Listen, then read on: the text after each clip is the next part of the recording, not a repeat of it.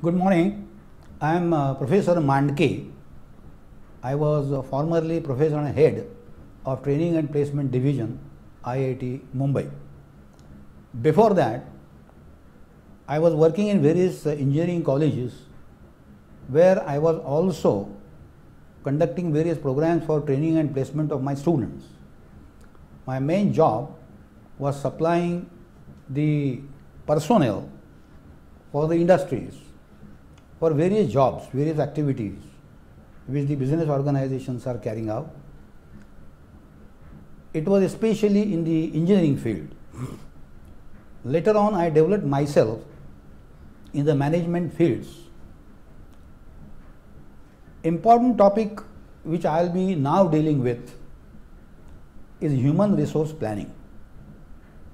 Human resource I would call as a human asset, or I may say manpower.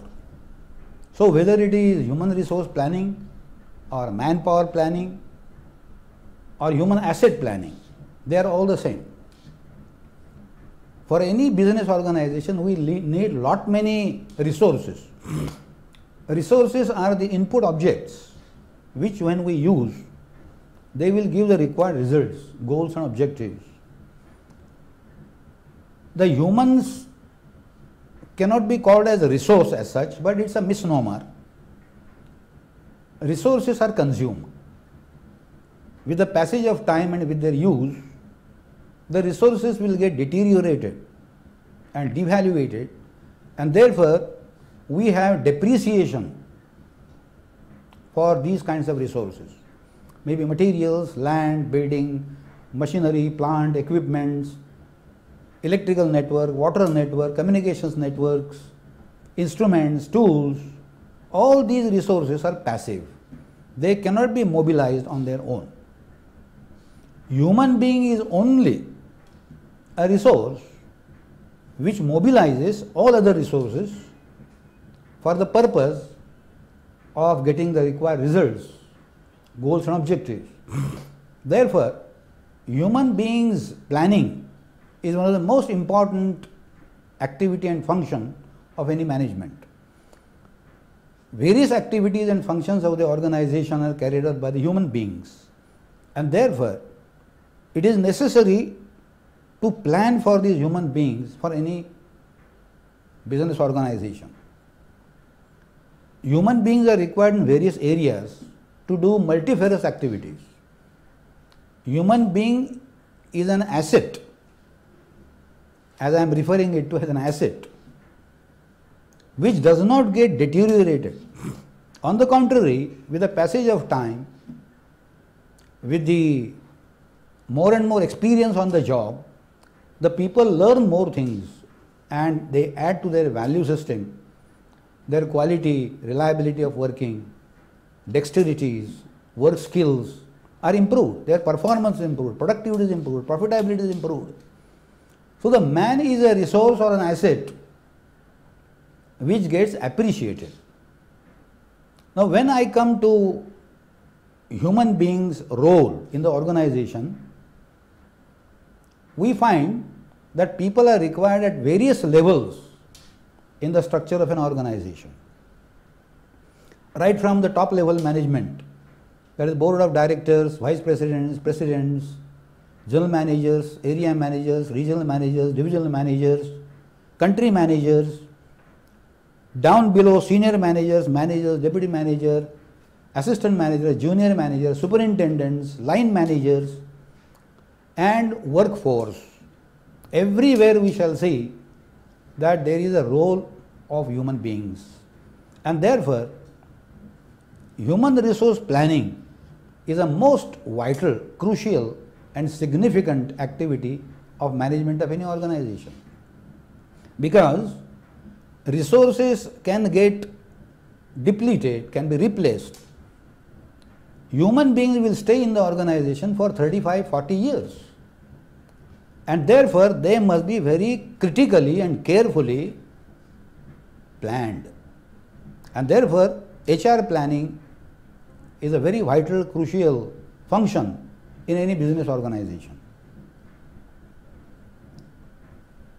In this, there are certain stages or steps of human resource planning.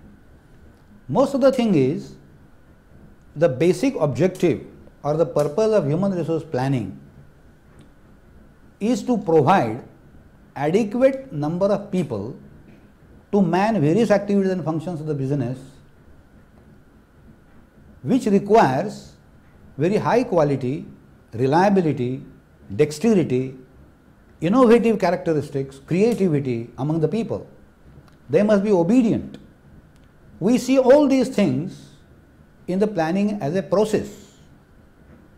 Human resource must be kept all the time satisfied. They must be promoted, they must be motivated. Everything comes under this particular plan. The first step is the induction of the people in the organization. For that, various methods are there. We advertise the posts for recruitment and selection in the organization in various newspapers, magazines, other print media and so on.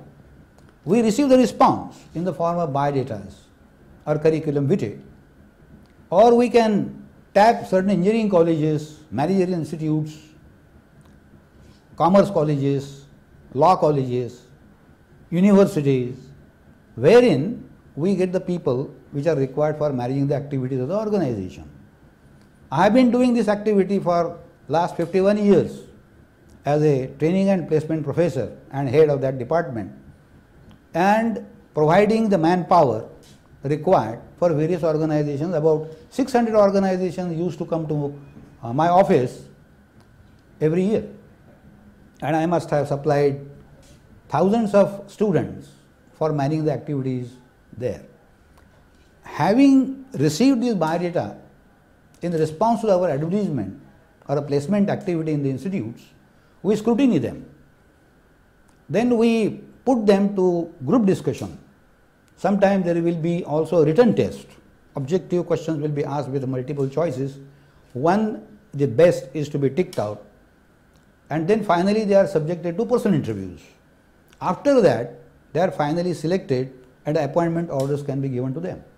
Now, when they are inducted in the organization, first 1 week they will be given induction training program, and after that they will be placed permanently in a particular department of their expertise.